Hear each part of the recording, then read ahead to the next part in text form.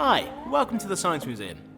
My name's Sam, and today we're looking at condensation, when gases become liquids. Sam and Alexandra demonstrate a variety of fun experiments in Wonderlab at the Science Museum. Title: Cloud in a Bucket.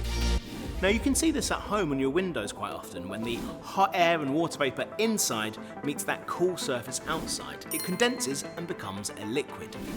My friend Alexandra has a bucket of water, and on the surface of that it's evaporating. It's becoming a gas. It's happening quite slowly. We're going to add some liquid nitrogen, which is minus 196 degrees Celsius. So let's think about what happens when our water vapour at room temperature gets drastically cooled down.